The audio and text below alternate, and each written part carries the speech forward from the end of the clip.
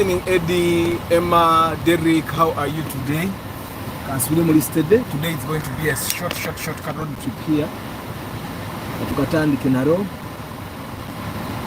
But I hope you guys are doing well.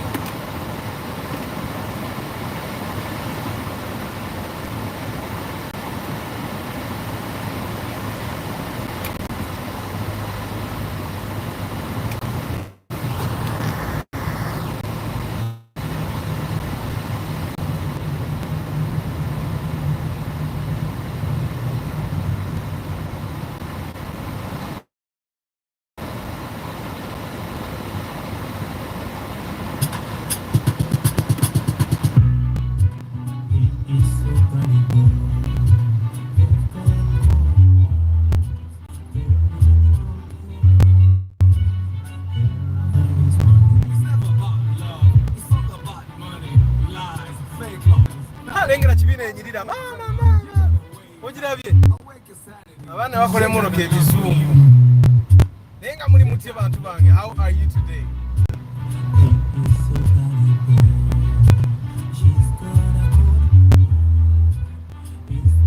Your vintage.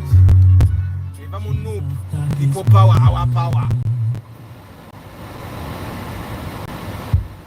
Wale ino wabade yo chiku nuku banang. Now about to buy it in the phone.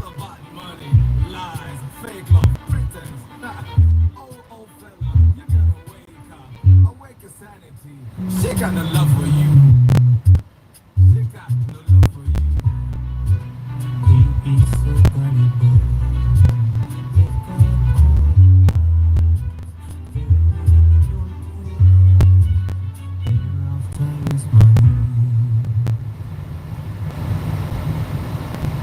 Antonio Chechiriwo, King Daniels, what cooking? Pade Chechiriwo man. Football tribe, how are you? Paul Sema.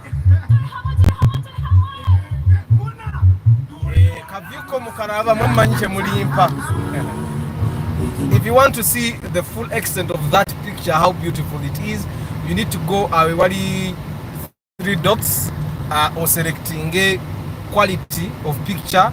You select 1080, 920 by 1080, 1080p.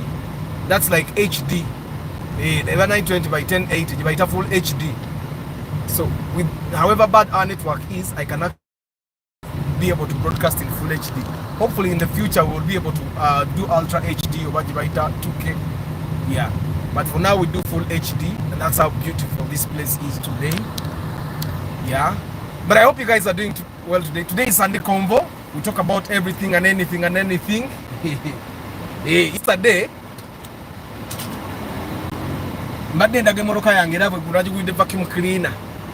So when I'm cleaning the inside of my car, I vacuum it. You know, Kubanga is spotless.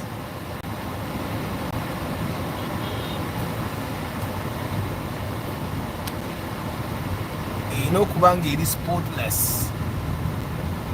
Nekatunda yakola abana ba boda bavugisa mitima tebavugisa kumanya.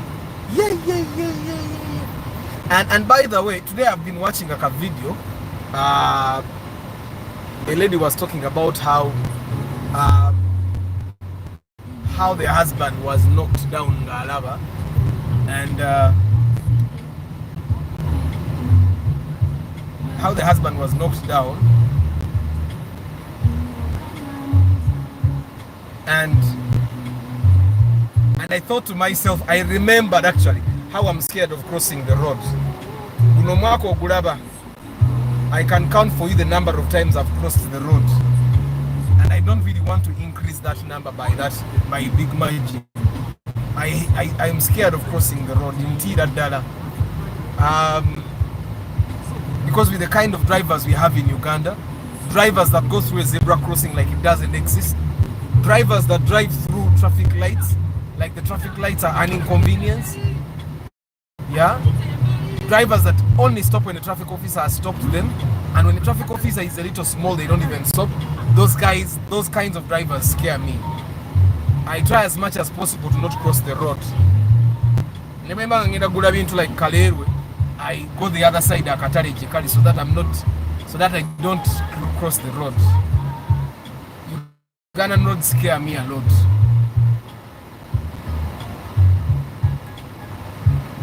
They do. But how are you? Kano kaprimo super nga kanyira tabanga yakakajja mu bondi. Okalaba kala kangenda ne number plate ziri. Okalaba that primo super in front of us. You see it? Eringe yakava mu bondi. Nga yajagala. That thing is like it's like from the bond. That primo there in front of us is from the bond. Eva mu bondi emoroka jura baba. Eva mu bondi primo. Abantu bayagala emoroka zaabwe. Kati yagisisuulidde omusolo n'agireeta e Kampala avuge primo empya. Oyinza omusanga he has bought it at literally the same price as the IST new model, like about 30 million, 32 million. Naye nga ye tafaayo nga ye gy'ayagala. Chiza Tadeo, how are you? Simon Ngonzi, how are you? Quiri Hakim, how are you? Chirumira 90 Vincent, how are you? Kapya kali kapimo kapya nawe tekaliko yadde omukono akajjeyo leero numberless kaliko enamba of course tanazisaako musale kaagala akatwale ku kyalo bakalabe nti yakaleesa avuga yubichu because akamono kakalina osusungeke akeri nuwa ate linuwa yubichu. But some people can naye akasika kuume baba kaade kakyaliko, you know the inscriptions they put on the windscreen, when the car is still fresh from the pond, he still had those writings. So I'm from gym today. I've worked out in town. I had work to do. I did it up to around 3. Then I went to the gym, and then over the gym nengamba katika broadcasts. I'm sure you guys have missed. I'm sure you guys have missed being on the road like this on a Sunday evening. It's been a long time since we had an evening broadcast, so I'm sure you miss seeing how the road looks in the evening, because broadcasts are phased on now for like the past 1 year.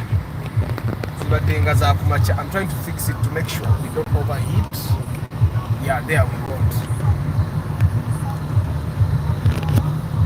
But now the guys that are in Kampala, did you see the Friday jam? I forgot to talk about it, but the jam on Friday was terrible. It was you know, we were on Bombo Road. Jam was terrible, so I went off road. I went through Kako Primo. Kako. I'm going to go slow and I see Mumasobari number. Tekalina number akamono kakapia. Akamono kakapia abantu bagala emmotoka kati bakasasuyidde musolo kwenkanachi. So the jam was terrible on Friday. I went off road ngende yo munde yo mbikuba eyo ebigwe yo mu Kiteezi nenga nemwe ebyo ebikuba ebijudde. Then nensalinkiriza somehow I found my way to Kiteezi nenga takasanga ati Matuga highway, and that's how I made it home at around 11:30 p.m. Yes, 11:30 p.m. You can imagine we got on the road at around 8. We drove like an hour. We were in Maganjo. The jam in Maganjo was terrible. We were there in Maganjo for like an hour.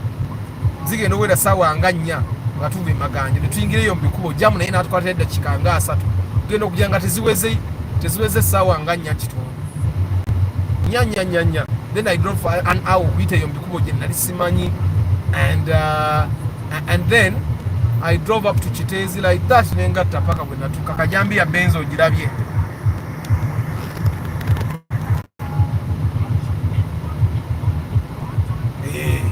So, but how is your Sunday, guys? I hope it's doing well. There's something strange with mostly Subaru drivers. If you realize Subaru is a single core range, Subaru Impreza abaroza, they are driving a race car. It's not a race car.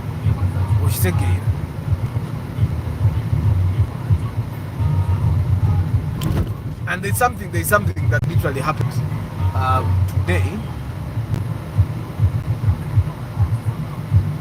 was watching a video by one of those marketing gurus that I follow, and he said something that I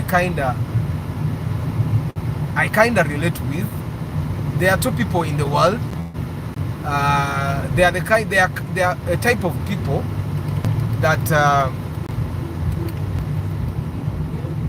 there is a kind of people that does what they need to do, or what they have to do immediately there and then. Nga omugamba omanyi tuoze moroka ajoleza without thinking. Then there is another category of people that know that they have to wash, but they don't wash until it's like last minute, and then they have to wash. Both these people sometimes or most times end up achieving the same results. Results ebiseera ebisinga zigenda okugira nga zezimu. Okitegeera, it doesn't mean that one of them is an idiot or what, but it just means that they have different, they work differently. Waliwo eyeetaaga obudde obungi okukola ebintu nga alowooza bw'akola. Then there is another type of person that thinks and probably sometimes they need inspiration, and when the inspiration comes, they work in the shortest time possible. There are two types of people, those ones. I think when I think about it, I'm the kind of person that does things at the last minute. I need to be inspired to do stuff. Ekubo lyavugirako 30 kilometers per hour alirabadde. Atuuse waaviirako.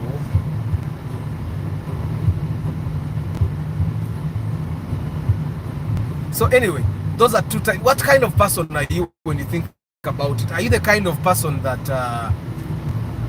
takes their time and you don't do until you have gotten enough inspiration? Yeah, it had to be omukazi. Omukazi yavuga. So anyway, are you the kind of person that gets inspired for a year and achieves in a week? Or you're the kind of person that starts achieving and you get inspired along the way? What kind of person are you? Have you even thought about it? Because sometimes once you realize the kind of person you are, then you put your strengths where it must be. Then you start having priorities. Like once I realize that I'm the kind of person that needs to get inspired, and then boom, do everything at once. Then it means I stop panicking. Then I start concentrating on getting as many sources of inspiration as possible. Then at an eye, when you realize that you're a slow person, a person that does things slowly until you complete. If you're going to do a task, for example, you do 10% of each of the task every day until you have done 100%. Then now omanya tikatize ebintu ebyange mbikola mpola 10% all the time until I achieve 100%. Then now when ngokola mu ngeri yo. No, so that is one thing that probably helps you understand that you're different from everyone else, and so that when you're in a group, you know how your mind, how your body, how your soul works. So that tokolanga tokoppa balala nga bwe bakola nokola mu ngeri yo. It kills the panic, and then it makes you special the way you achieve, and then you even achieve better results once you understand how you work. Which take it. And also, if you know, I'm the kind of person that gets inspired, and then boom, I achieve everything at once. Now that's something that could work for you. You'll still get better results because then you apply it better. Clip Films Editunes, what's up, my brother? Oliotia. What are you doing in the city, bro? It's a weekend, man. China weekend, nadayo kusoma kwa abakulu. Adult education is hard. You don't have them kusoma nengena mbeko byenkola ku mulimu. Oluvude nga kampire mu gym. Yokenzire waka. Katatenzira yo kuoza moroka. Emmanuel Kabale, Sienta is a good car. Chechiriwo Vindicates. Kati wano wakola uchijja mu Sunday bannange. Abantu bakola kibagenda kukola kimu kyalo. Fetu ababeera mu kyalo fetu ino kubanga tugendayo. What's happening? I see where the problem is.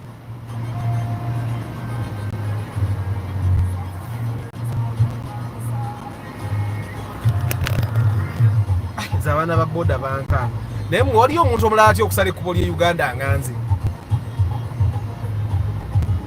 And I think ndoza mu mwaka nyinza oba nsala ekkubo lye Uganda emirundi nga 25. And sometimes it's not like I don't get the opportunities to cross the road or because I'm too scared. It's just that I normally send people. I want to wali nnyo okusala amakubo. I have the phobia. Kubanga emmoloka bw'etakuba oba piki avayo ng'amantaala nakkuba. Emmoloka bw'etakuba intentionally ezigaana okusiba nazo nnyingi. Man. Richard Damulira, double cabin gye balire like 25 to 30 million nga teweeronze namba toba ne miliyoni 3 n'oweeronda oba ogula double cabin. Ate double cabin tebazigula namba. Double cabin bagula bulamu. My wife is always complaining that I watch your videos so much. Tell us something to encourage her to let me watch your lives in peace. Muchala Eddie mulekana we videos, you know these videos zikuyambako naawe bingi. Bukyomanya our videos stimulate us. Fefe nyini tuyigiramu ebintu bingi. There are concepts that get introduced to us by other people. Tuyiga about life, about cars. Ate na netwezaamu n'empisa ng'abasajja. Kati obudde editunza akawala kadwadde kamugira ng'atulawo mu ntebe ng'alaba video ng'akutula kumpi nga mulaba babiri. At least okitegeera ate bw'aba aziraba olaba oyagala babeere nga bali abasajja gundi ani bye yali ayogerako ono Alex mukulu ng'ababuuza olaba pono. At least alaba video za mmoloka. Jet wash machines, how much? I bought mine at 400,000. Then I bought a vacuum cleaner at 200,000, wet and dry. The number plate does not matter. What matters is the engine and its maintenance. How are you going to look after it? With what you will get it.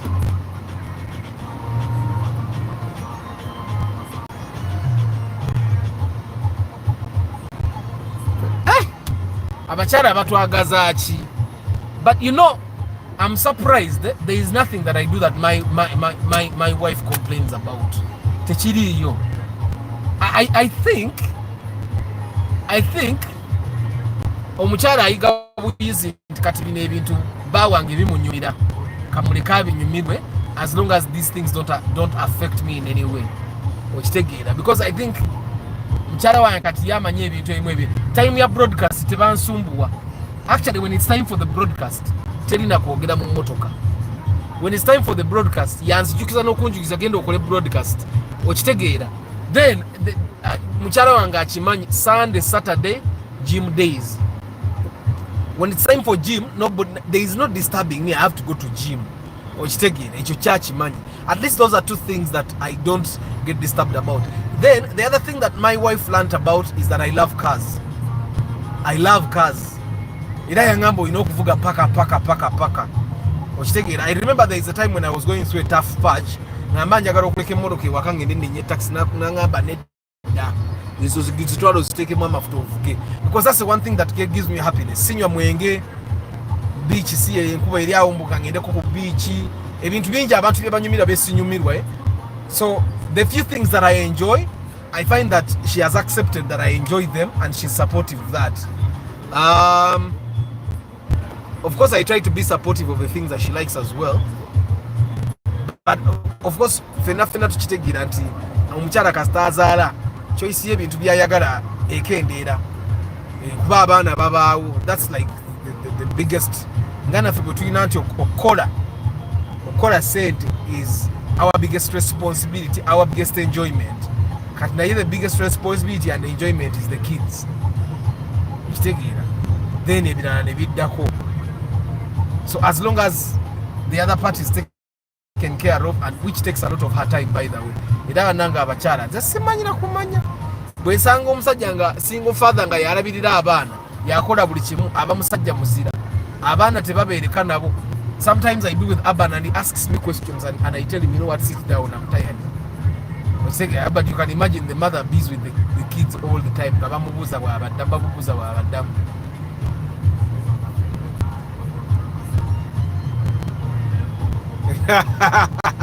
Akuleke Entare Samuel, what's up my man? Nemwe bagayi nabagamba temuddamu kugula moroka mbuzisa mu Uber. Let me tell you what, yes, I was doing my math omanyinzi, I write everything. Emoroka eyo mugiraba, emoroka yange evuga Uber wangi eridde sente eridde more than 60% of the money it has made. Actually I think oberidde more than eridde nga 70% of the money it has made. And this doesn't discriminate nti oba moroka mpyo bankani. Ebintu byokanika bye bintu bya bulijjo, bushi, shoko, mpira, bintu bya bulijjo, service. It's the very basic things that if you are driving your car, you will not mind. The only difference is that moroka ya Uber ekulekeramu ko kasente mu kusabu. Usege naye ate jukira it's depreciating still. Then the engine yenyini ajongero jikoya, gearbox ajikoya, n'emipira emipya gy'otaddeko gyongera. So personally I would not advise you to do that. Anybody that is okujja nga ogenda kwevugira moroka yo, but ne woba ogenda kuvuga moroka nga gwe agenda ogivuga Uber. This is what I normally advise people that have wanted to do Uber. Why don't you do another business? There are plenty of businesses that you can do without investing 14 million. And I know the temptation is real.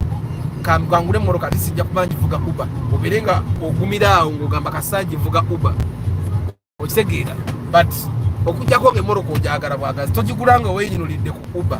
Because if you have other things that you're doing and Uber will be a side gig, it will frustrate you a lot. Because n'abaana abako Uber full time bo bennyini tebakola ssente. Kale bakola naye size ziri awo ezeeyagaza omuntu n'ogamba nvuga Uber, I'm proud. Okitegeera. Okujja nga balina ebirala bye bakoleramu ng'olumu afunayo buddiiru n'avuga ku babbi ebyo ebintu bw'ebintu ebyo byoshiwa ddiiru bikola ssente empitirivu. But for someone to come and tell you that the only thing they do is Uber, let me just fix this.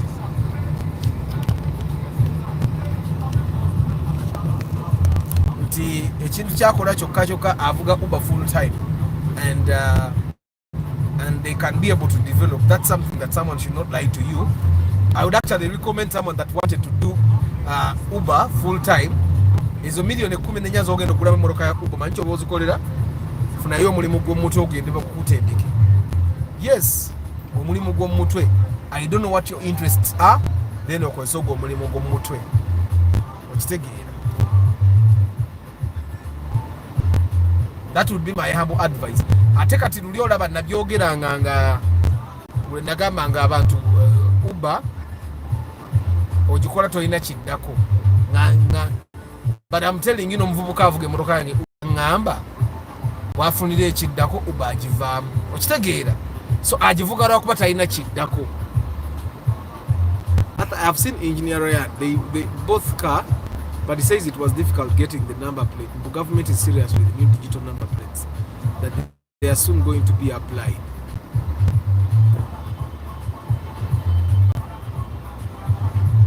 I have no idea about that.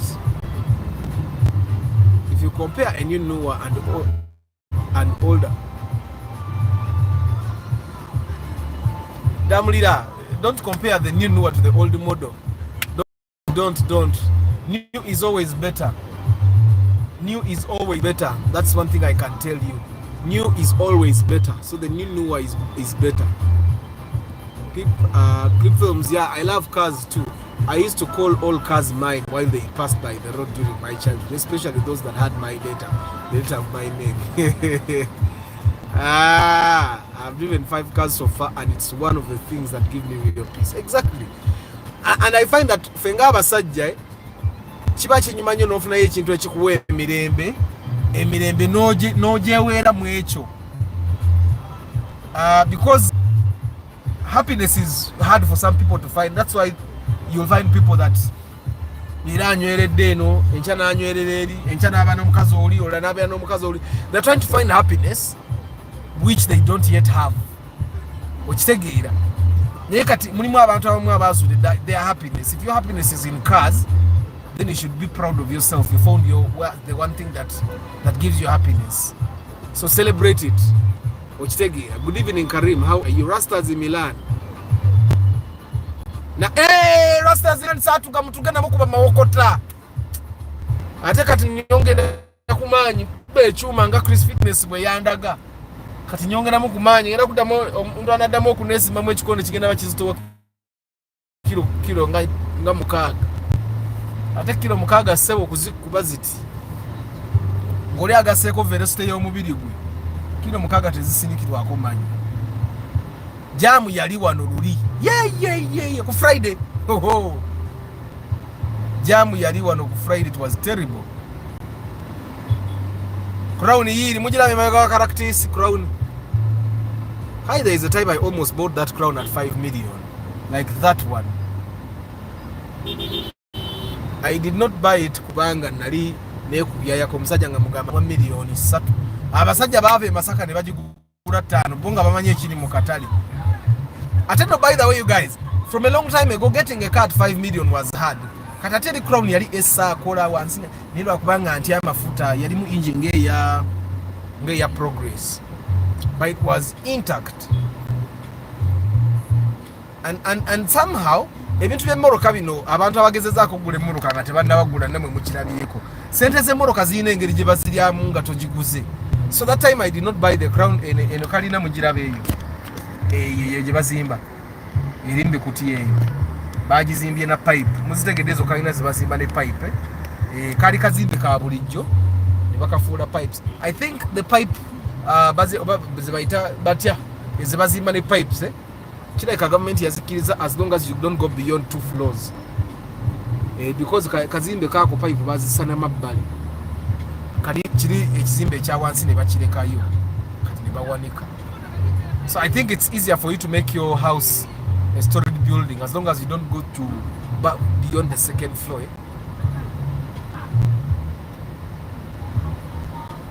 Bananga barabye cafe gulo mwebale kulaba. Town yesi mugiraba like yakuba yingi ate gye badde.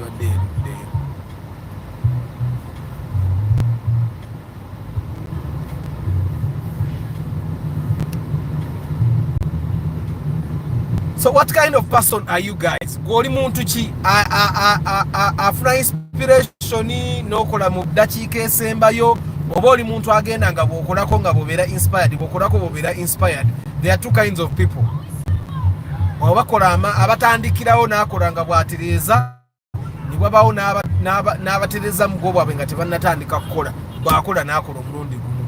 I find that I'm the kind of person that does things at the end. Yeah, I've seen friends of mine that do ngakora mpola paka ku end, and by the time we get they don't want omupiira ndaba wandikana akabara abayaye bajjuddemu ate bangi. Thank you for reminding them, Derek. Pade agamba bakamba baffe baabo bagenda ate munange. You'll be surprised the Morocco jiraba ne baba tekuli bantu. It has a right of way. Nalaba nga abantu nga bawakana nti Morocco za police tezina right of way. Morocco za police, Morocco za amaje, ambulance, ne fire trucks, ne firefighters. So is a Morocco category meka? Police, army, ambulance, fire trucks. 4 categories of cars have a right of way, but they need to be clearly marked. So Morocco bwejange kubo obugombe bwetu nga teri marked togiviira. Because you are in a right of way. You are in a right of way. If this is Guru Highway, Stanley.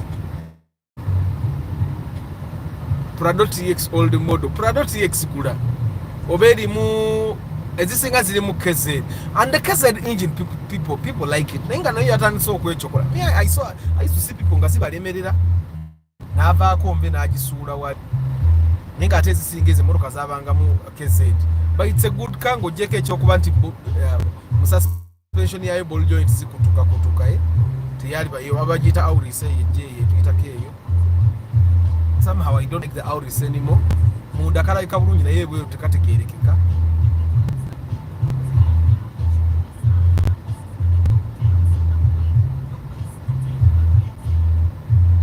So the Prado TX is a good car. Rakube enywamu Abiola, as if you're not scared about fuel consumption, then go ahead and buy. Enywamu ejako every liter will probably give you like 5 kilometers, which in Uganda I find to be not a very good distance. 5 kilometers per liter is not good. 5 kilometers per liter is not good. I find that right now, I find that a normal Ugandan, katingabo odabanze Arthur, atali mubede. By normal Ugandan, I mean someone atali mubede. You should be driving a car that gives you at least 10 kilometers per liter. Because 10 kilometers per liter is a little bit manageable. But if you get a car that gives you less than 10, your car 8 is still manageable if you don't live so far away like me. If you live a little bit nearer the city, 8 kilometers is okay, because someone that lives around Chebando, someone that lives around Kawempe, someone that lives around Bulenga, Busega, someone that lives around Kabalagala, the only thing that would push you back will be the jam. But if it were not jam, that means you'll be using about 3 liters to come to town and go back home. But then if you drive a car that gives you 8 kilometers per liter and you live as far as I live, let's say I drive 80 kilometers a day and the car gives me, that means I'll need to take 10 liters every day. You know how much money that is? 10 liters. That will mean I use 50-something thousand every day. That's a lot of money. And I've seen so many people that are selling their Subarus. Simply because of that fuel consumption. Some of those 2.5 liter Subarus, they buy the Subarus when they are still living in town, and when they finally build their houses in Kasanga, in Gayaza Manyangwa, Chijabijo, they go to Mukono, Chetume, and that's a very big distance, including jam. Subaru ajivugayo emyezi ebiri n'agamba kanjitunda agenda okulabanga literally all the money goes into fuel. Naye nga ate tojja kusigala nga opangisa simply because you want to drive a certain type of car, and they always downgraded. Nava mwe yemoroka nagulanga IST nava, because even the maintenance costs are high. Kati ogenda okwesanga omuntu ava ku Subaru n'agula Primo new model, n'agivaako n'agula Probox, n'agivaako n'agula Paso. It's not like they don't have the money, but they don't want to waste money. So the TX, I find that the biggest issue you will find would be fuel consumption. But if you have no problem with fuel, kaserika kako ukarabye akonenka kwako mbangenda kafuta urban open roof ukarabye. Waliyo Man United ogo munene sebo ogo mpira munene. Hey, so let me ask you guys, people enjoy football to the extent that they sit in the Chibanda 40 minutes before the match. Hey, you guys, you see me, even the things that I love, I can't love them to that extent. To the extent of me sitting in the Chibanda or sitting in that place for 40 minutes before. That's too much passion.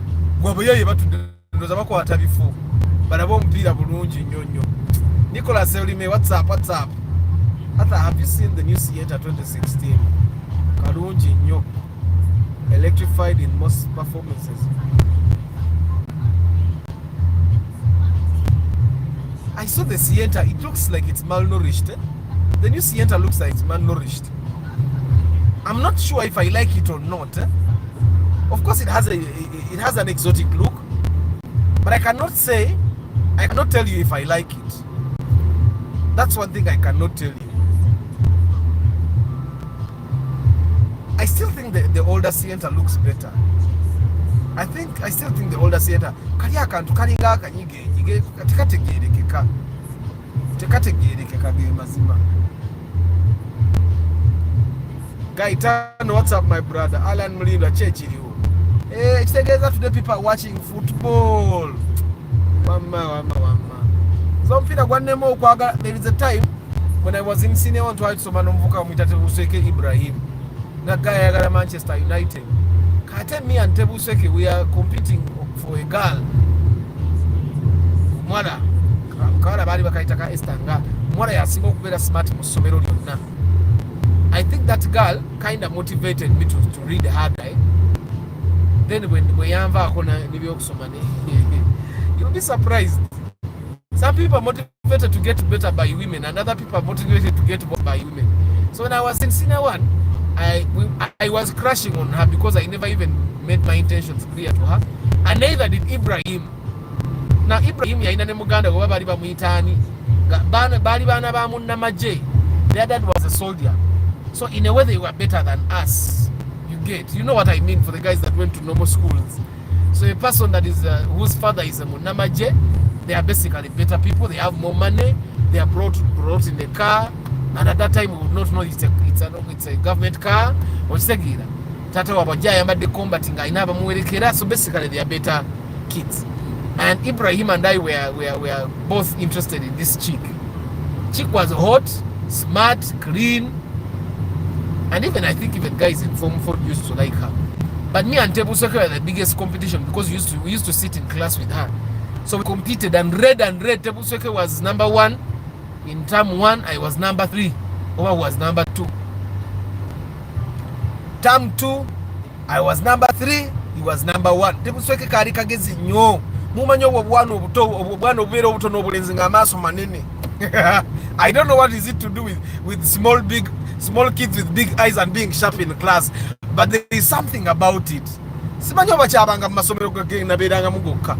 But the small kids that had big eyes, somehow they always were very sharp in class, very bright. So Tebuseke Ibrahim nga bwansi kati nentuuka mu second time I lost interest in the girl. Nentandika okuwula nembeera wa musanvu.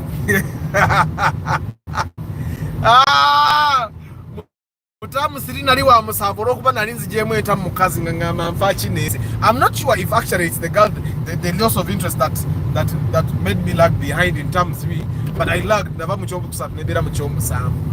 Kati nenvayo nengamba batwala emitiana eyo senior tutagera emitiana kuba lino ebijanjalo byabanga manyi nasomera amasomero ga basari. Director w'essomero kyayagala mulye kye mulya.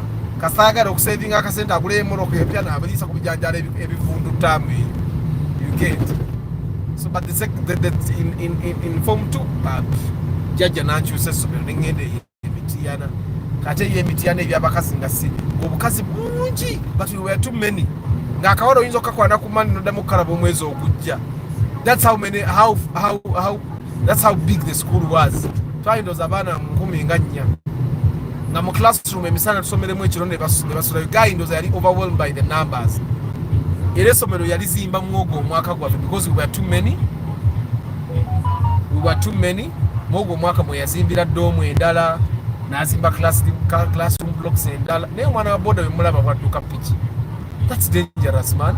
Tayambadde helmet, tayina side mirrors, tayina protection gear ku magulu oba wa. Man. The one thing that disturbs me is that abaana bavuga piki bonna banaku. Teri mwana wa mugagga avuga piki. Era mwe mukole nnyo. Baba onookola nnyo n'ofunamu kasente abaana bo tebajja vuga boda. Ne bwoba naye watandikira ku boda. And ebintu ebimu byenjogera bana isibyogera to underlook people. Because fena tugenda through our tough times. Ne bwobanga mu mbeera yonna gy'oyiseemu. Tunatoka ku mu mbeera evuga boda. Webaze mukama ate musabe nnyo atira okole nnyo oleme kutuukayo. Kitegeera. There is a time I saw a gentleman when nasooka okupangisa nakave Makerere. This gentleman came with his family najja n'apangisa. Ngalagira ddala yali muntu avunanyizibwa mu office gye yali akola naye ndooza nga mulimu gwaggwawo. Ng'omulaba even the way he was moving, the way he was talking, he looked to be the kinds of people nga yali mu office for. Aleka yali atuuka ekiba yali musajja mukadde mukulukulu kasimu kadde nga mukulu. Obanga si kyekyo nga they laid him off, naye nga after being laid off talina bagenda muwa mulimu walala. okitegeera najja he struggled a bit nagula boda awo boda nga picha ayiga njige tagimanyi okitegeera man that's a situation I don't wish anyone to be in nze niwe basikwagala obe bubi kuba omuntu gwe saagala mba njagala abeere bulungi nnyo aleme kuntunuulira aleme omuntu gwe saagala nange aba tanjagala ebiseera ebisinga kati mba njagala abeere bulungi so that I'm not a target at any one moment kitegeera ono agenda nnyo mafuta wano ingini tebagisumubule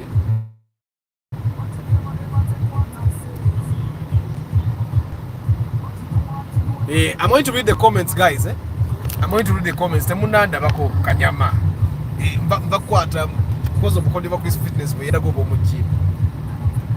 We bade ko sokola ki. Mama bani ine ebintu byatumye wano katika kangule wano ebisoka wano. Nimekubanga simutwalidde buli kimu So I'm going to leave you with the music for some time. Just the dakika game.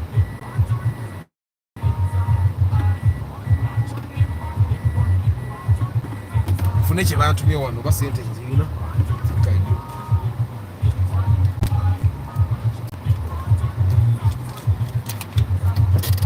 kale let me buy something briefly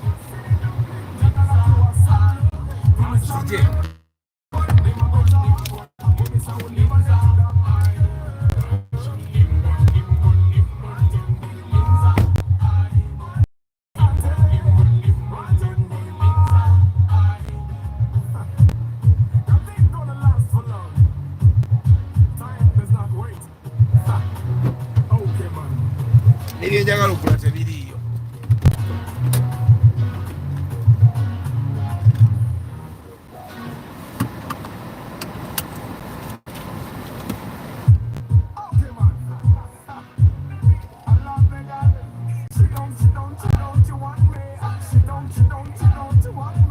Access News bw'obaka oli ndi mu kitundu kyo Chris Fitness ndi mu katundu ko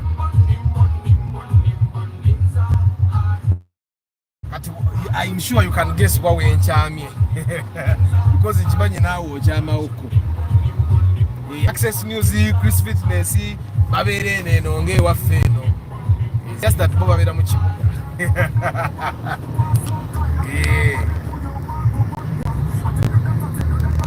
Arthur, which sport are you passionate about? Are you passionate in? Because I don't like football then.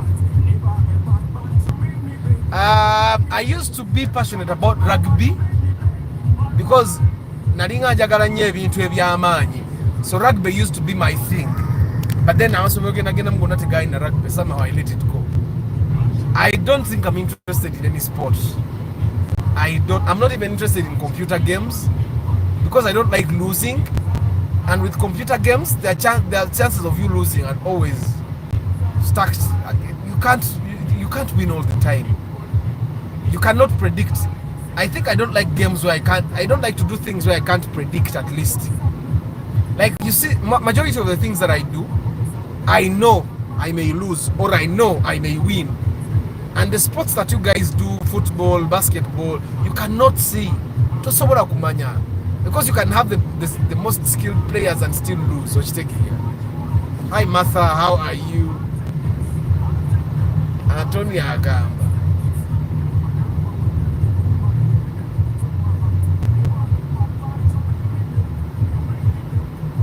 Kali ngenda zisomedda zisobola. Naye nga mulaba dunia bwenyirira. Omusana ali kukwocha ebbugu muliri eyo. There is a time I was talking to Mama Abani nga mugamba naye twali tubaddekawo nga tulina emmotoka etalina sinanzijukisa primo nga tunagula namukadde twalina primo nanzijukira ogamba tetwafugaga kiteesibwano nga tetulina esimu primo ne batukuba enfuufu n'ogidduka n'obayisa bonna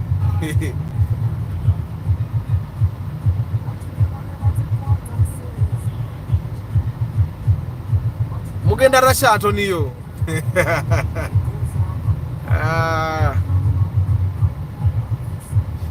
mukirasha ogabe mukirasha nga tekinnajjula naye kali akabaala kendabye nga walekange wataliwo kirasha yunaina ndaba nga balina jeno tebalinawo kirasha bali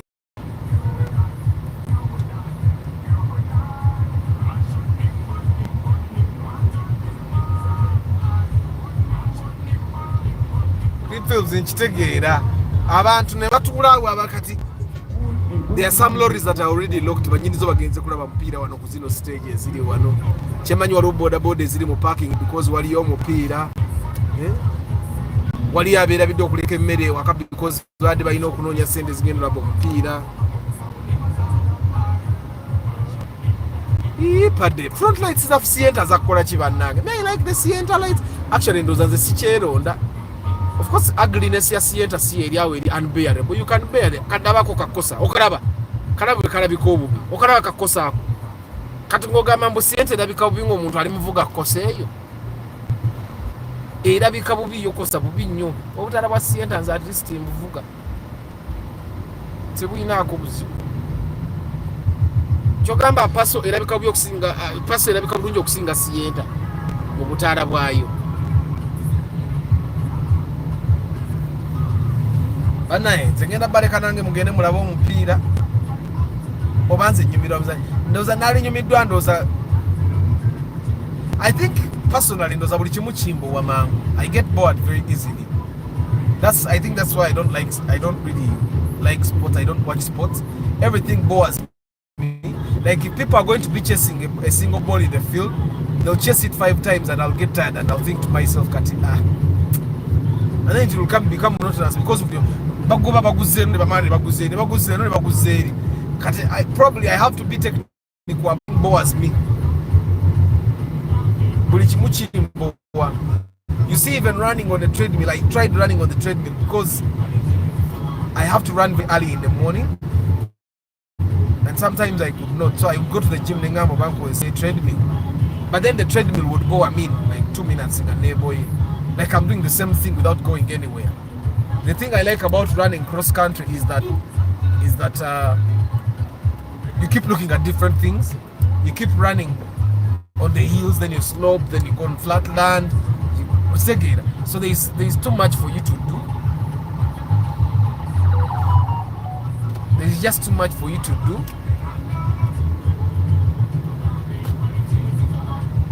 Bana nyina amakubo manja agayita ku Guru highway okwo Bombo road okwo naye highway yonjitya abantu abavuga ekimama bangi. That's how I end up coming to Semuto Road literally all the time.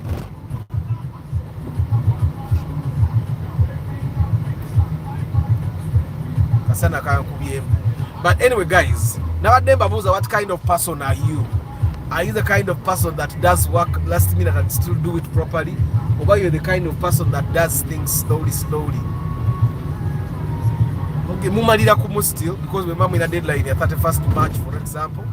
By 31st March, you're all done, but one of you did from day one, then another one did in the last week. Personally, I think I'm the kind of person that does in the last week.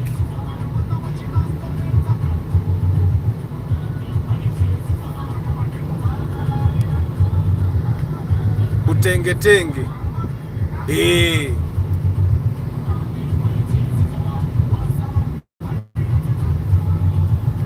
kanyimire samwe yasome ku comment zino nemegenda nga zisome nyizo tuke nenitwagenda taliko tutawanya ngate sasome nemutandika nokugenda nga mugenzi olaba omupiira wakati kukyenda byabasajja bonna banyumirwa omupiira simanyi lwaki kukyagaanyi. Some comment one. Arthur, what do you have to say about the current engine oil for old cars older than 2004 being 20W50 mineral grade from Total Rubies? Isn't it too thick? That's the oil you need to use in 1NZ. If you use any lighter oil, if you use a lighter oil in that 1NZ engine, it's going to start smoking. It's going to start smoking. In any engine, use that thick oil. As a matter of fact, I would even use it in my new car because it's thick. Engineers oziraba ebiseera ebisinga it's the seals that start getting issues. Oil natandika okuyita watalina kuyita okitegeera.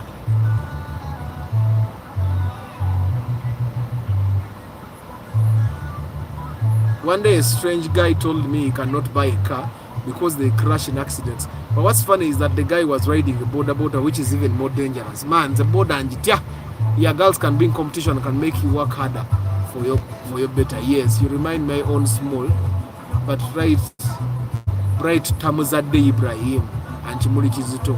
Nga buli olwo bw'obasanga bakaaba n'okukaaba. Very true, girls can motivate you to work hard. Then you know kugula Subaru Forest at all costs to seize fire inside me.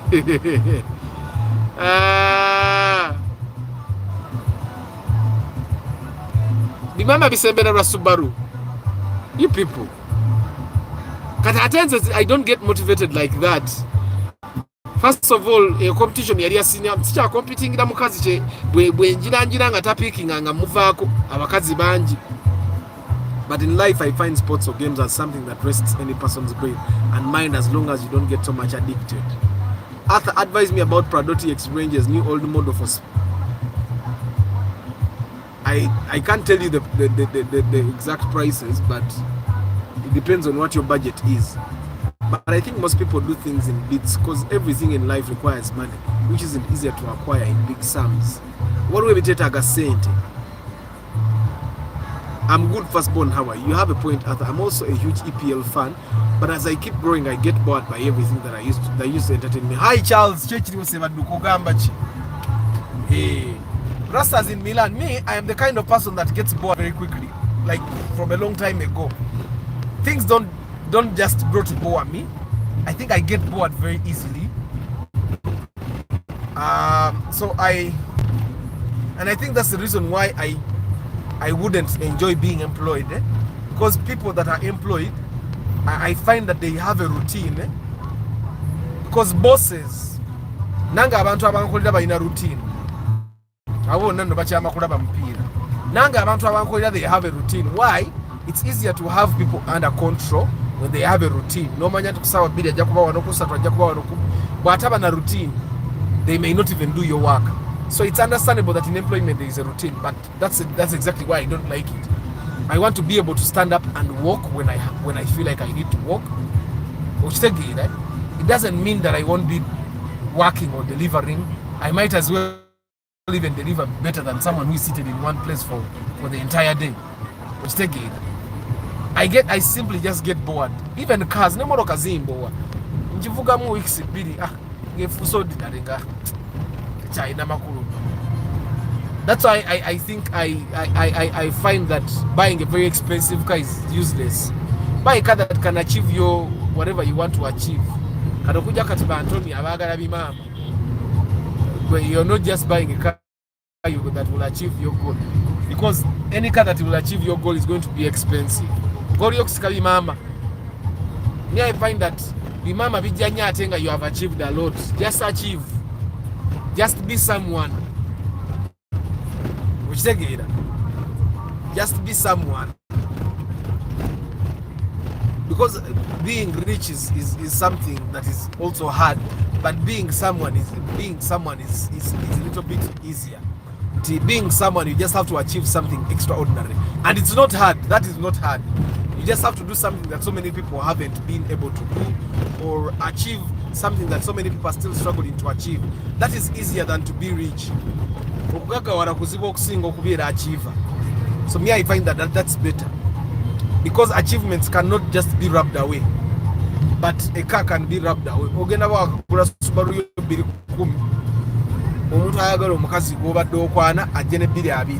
What will you do then? So me, I find that it's, for us as men, I find that it will be easier for us to compete with achievements. Abachara bagara singako. Abachara bagara singako. Then, of course, when you achieve, there are things that will come on their own. Emoroke ezamanyi zijja kujja, enyumba ezamanyi zijja kujja, esimu ezamanyi zijja kujja. Literally, there are things that are going to work themselves out. Pola. Say, ne man.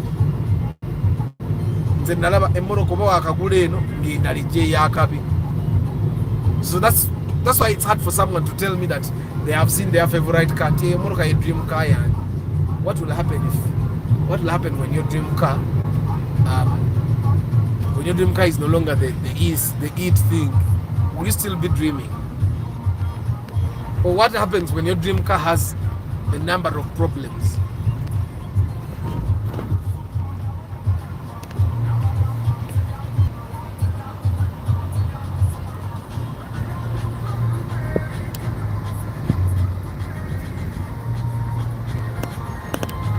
Mini Cooper, ani agalo gula Mini Cooper abudu. Yeah. You can buy the Mini Cooper as long as it's clear to you that the car you have bought, you have dropped money. Webera ngo chimanyi. Teno Mini Cooper, actually Mini Cooper wali jikuze ngo ofunye chidiru chokuba. If you get a deal, you win, you like kinda get like a 200 million by accident, over 100 million by no gakati. Kakwate kata nonga iwe mu Mini Cooper obe faife, so that I don't die without driving a Mini Cooper. Which again, that's what it should be. Because your Mini Cooper, of course, the Morokerezi, Tazimalaga far. Nebwe beta so kwe chokola. Ye chokola. That's why all the guys that have Mini Coopers have other cars. Which again, and I find that's dropping. Mane kati muvuka bubanga uchatete kanyo obulamwe uchagata. Uchagata satu ku satu. Man, Mini Cooper ojiro ojireka. Alisi gulamu chi BMW G-String. Kuba baby G-String at least biwangadde kubala. Abantu babivuga. Usana omuvuka atalina bwalinga chi G-String akivuga akyemalira.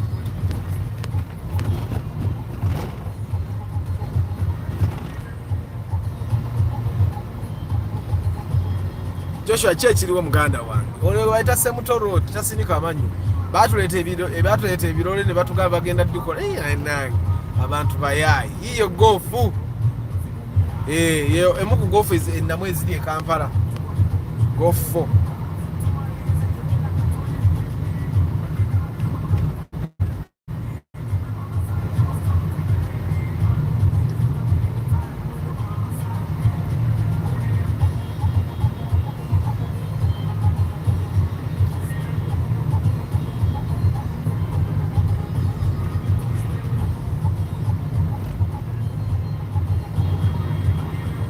Nemwe bagayi lero bono bogenda okwebaka Katonda yenna gwosinza, any God that you praise, because we all know that fenate tusinza Katonda yo Katonda yenna gwosinza wanji Katonda yenna gwosinza olunaku olwaleero bono bogenda okwebaka fukamira wansi omwebazi.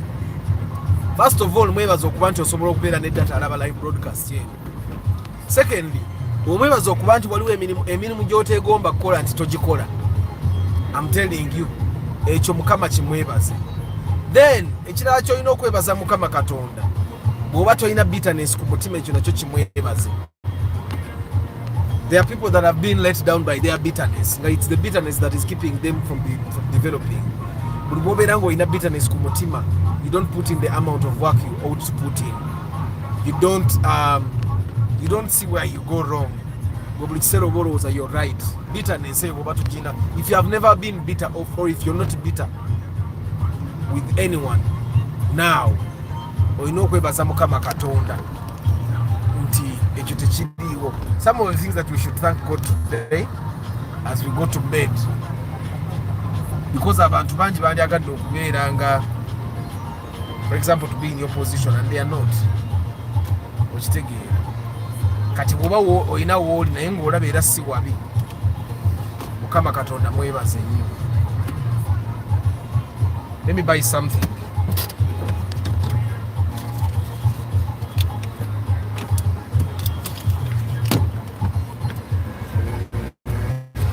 Let me buy something, guys.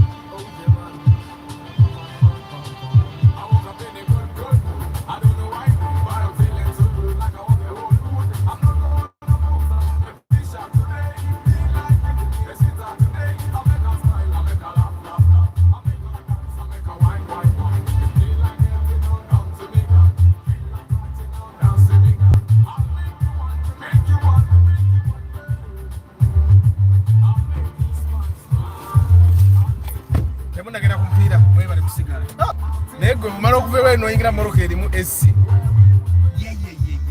ennyugu eri very cool.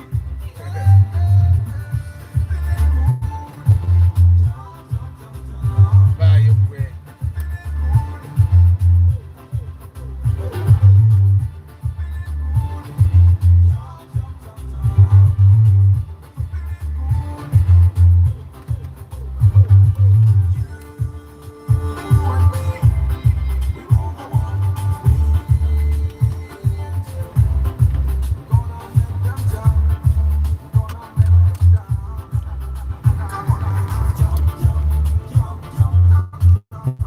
Travel Life Vlog, what's up my brother?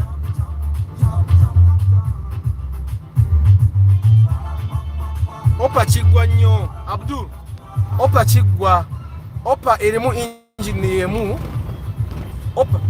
Opa has the same engine with the Primo new model. Chigwa nnyo gula. Opa chigwa. Nandi wala fatu mugamba chi muganda wange. Yesterday, after the girl who checked me when I lost a job,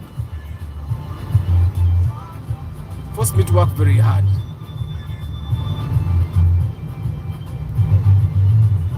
Hello, comment ezimu zenyino parking ansome bazinyuma.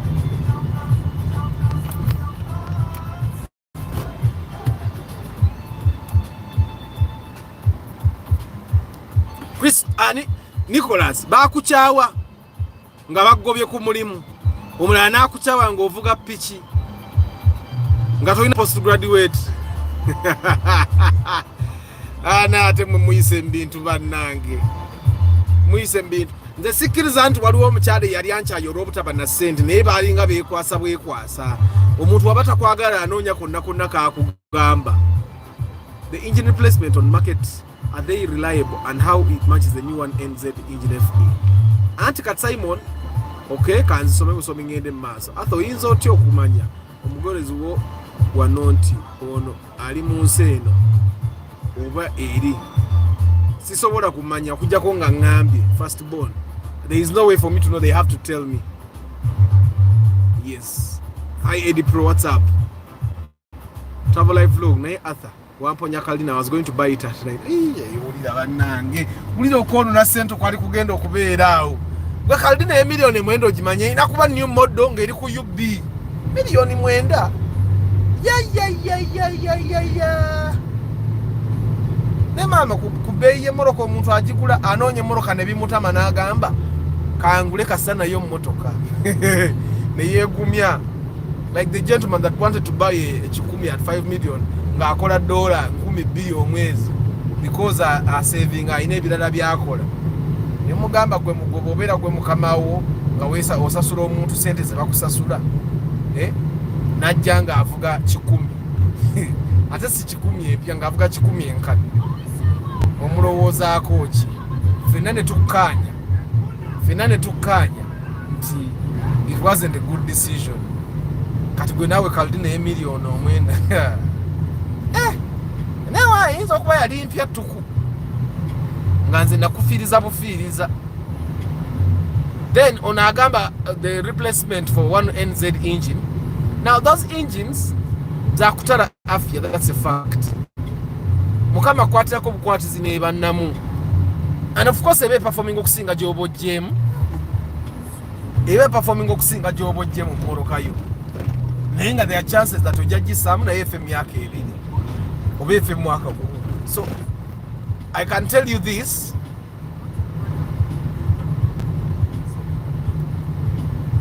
And just know Ugandan traders tewabaawo trade Uganda kugamba kuwa guarantee bwegane kola agenda kuwa mwenda na bakulimba. So as you buy whatever engine replacement you buy for your car, just know ojagigula. And the reason why we buy new engines for those VVTI is because they cannot be repaired. Echobera ngo chimayi tebasobola gisiba neterira. So you basically have one option, buying a new engine.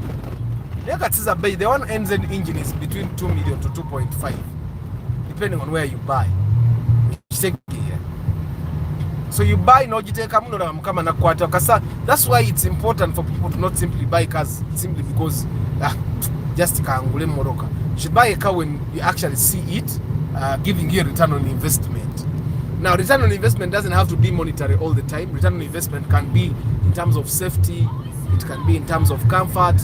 So as chiva kumathi gwokorachi wolina you milioni mwenda naye kasa wali baddo ine moroka gwali gitunze nga nnyo basi nkubuulire sina pulani Daddy Maria mpozi gwogimpe n'ebikubo byenvugo obiraba ebiwoomya ttooke naye mba sina kyakikolera yensi yange paka bwerirongoka netuuka ku levo gye tujagala nekubo baatulimba nnyo. For one to enjoy a fielder for long, what engine capacity would you recommend? It doesn't matter. But I've realized, guys, and take note of this, for our small cars, in the small cars, if you're buying VVTi, 1.8 liters is always better. And then if you're buying a car that has only two variations, 1.8 and 2 liter, 2 liter is better. Then if you're buying a car that has 2.4 and 3 liters, 3 liter is better. Chitegeza bakola 2.4 ne bakisanga performance ntono ne bakola 3 liter. That's why you always find that they first make the smaller engine, it doesn't be nyingi, then they bakola the bigger engines. The bigger engines normally come in later years. Why? Because bakola engine ene ntono performance neba ntono neba ngatemalayo ne bakola bigger engine. So bobo ogula fielder ina 1.8 ne 1.5. The 1.8 would basically outlive the 1.5 liter because amanye ebedi na eyongera muko kunywa naye 1.5 bajja ku replacing engine nga gwe tonnaba. So kati sente zobo savings in mafuta ozigulamu engine okitegeera. And then the consumption eyongeramu ebisale bwebera negligible. So fielder gigulenga boboso ogigula mu 1,800, that's what you should buy. Then I've realized that sometimes people want to buy hybrid cars in the guise of wanting to save fuel. But the cost of maintenance that comes after when that car breaks down, battery,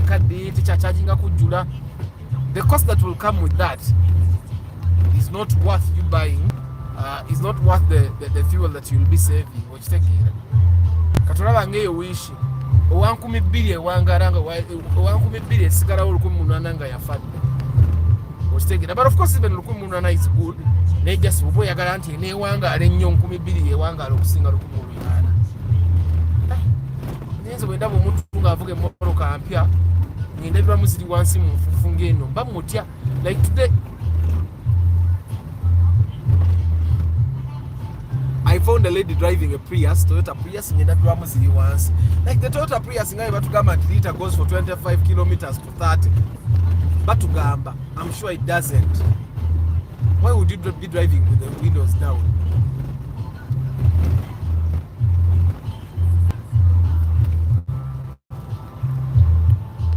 Arthur, tell us about the highest trim of the fielder. I have no idea what the highest trim of the fielder is. Because let me tell you one thing. It's possible that the highest trim of the fielder is Nigeria in Uganda. Do you know why? Because how many Ugandans will buy the highest trim of the fielder? How many? If the basic fielder is 35 million, that the higher trim is 45. How many Ugandans will spend 45 million in the fielder of the same year with another fielder that is 35? It's very hard. So okujjako ngambye nti eno trim esingako kyeri kuzoolabyeko ku Ugandan roads. Because abantu baleta trim levels, emmotoka trim levels ezawaku ne zibadibirira. Okitegeera ne zibadibirira. Okujja nga ataguze yali mu accident ngoba agiguze yali nkalikemu okuva ejjabaani n'agyetanga it's a higher trim nga it costs, the costs are very low because unetile wano greens.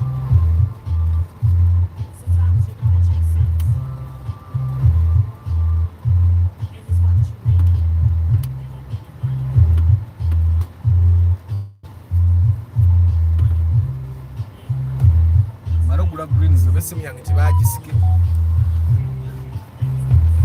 Pabino, maybe no. Did. Ebyo bya meka. Kati nawe kankugule ku kali. Njagala kimu.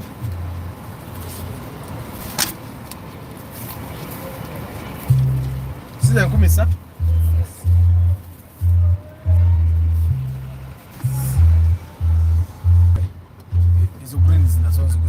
I'm going to say bye to you guys because starting here the network starts going off. So I'm going to park here and say my goodbyes to you so that you guys go and also enjoy football. I've seen some guys have already gone off to enjoy football. Let me read the last comments that I have to read and then Basibuli.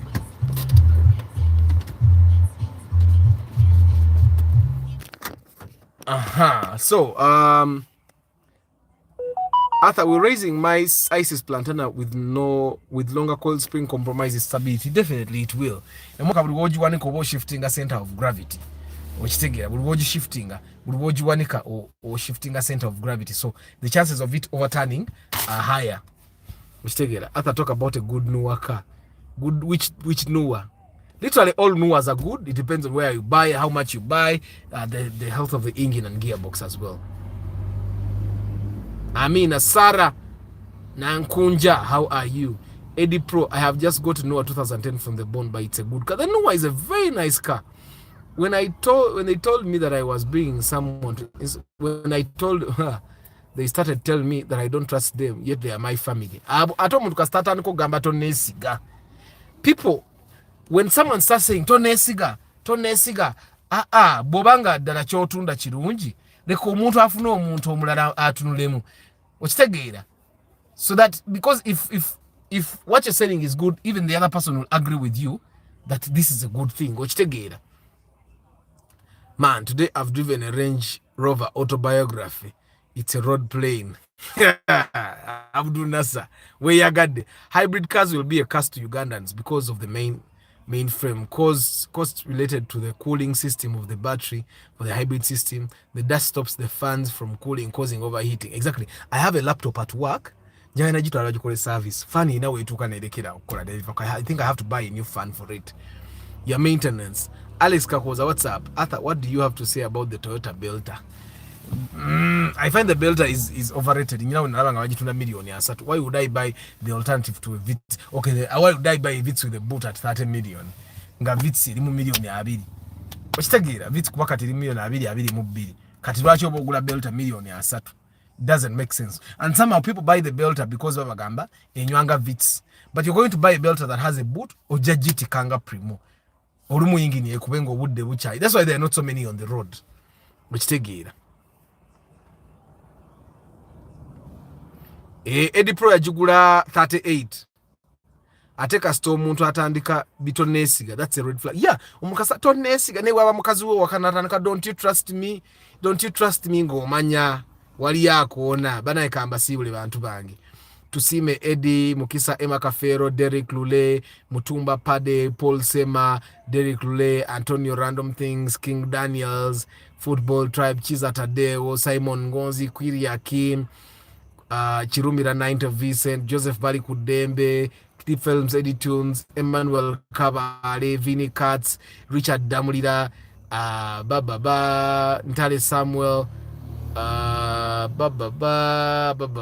Karim Rastas in Milan, Chigozi Stanley, Abiola Pounds, Nicolas Sebulime, Bikaga Itano, Alan Molindwa, Martha Academy Namamukono, Football Tribe, Alan Molindwa, Antonio Random Things, Emmanuel Mpoza, Aslam Sekandi, Firstborn, Sevaduka, Ntanzi Abdul had the top,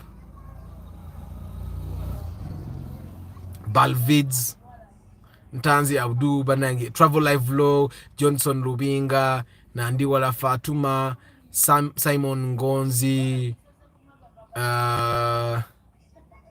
Firstborn, Eddie Pro, Daddy Mariam, Mbamazeyo bantu bangi mwebale Sara Nankunja mwebale kubera ku broadcast FK Matembe Abdur Nasa, Alex Kakoza. Yes, Daddy Mariam. Thank you very much, guys, for being part of the broadcast. I'll see you tomorrow morning. May the good Lord bless you and enjoy your football. Bananga abanyumira omupiira. Nze mpulira biwulire nti ate gundi yawangudde Man City tebategeera tebamanyi mupiira gundi bamutunze gundi ali ku looni ebyo mbuze mpulira biwulire sibitegeera naye mukama w'omukisa. I'll see you tomorrow morning. Ciao.